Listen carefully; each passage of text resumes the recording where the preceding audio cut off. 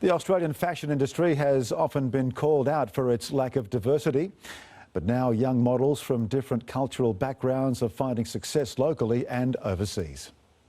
It's Melbourne Fashion Week and models from overseas and all over the country have converged on Australia's fashion capital. One new model on the scene is 21-year-old Bonnie Bain, who only started modelling this year but has already been cast as the face of this year's festival. It's been actually really good. Everyone's really welcoming. I didn't really expect to be a model so quickly. This year, Fashion Week organisers are out to make sure Australia's runways reflect its multiculturalism.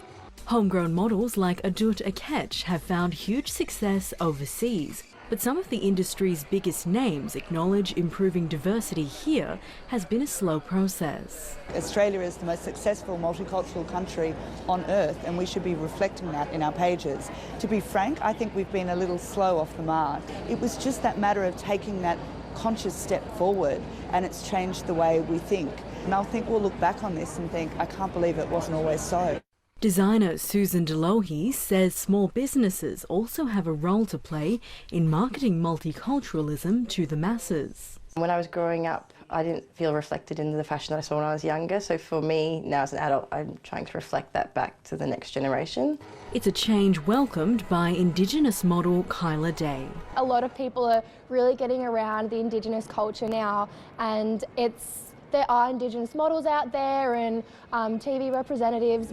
The recent Runway Diversity Report revealed this year on the runways of Milan, Paris and New York, there's been more multiculturalism than ever before. In fact, at New York Fashion Week, almost 40% of the models were from culturally diverse backgrounds.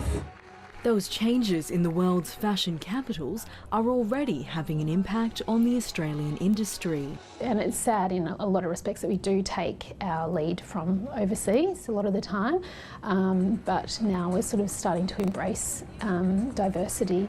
Good news for ambitious young talent. Jessica Washington, SBS World News. Time to check the finance figures now, and the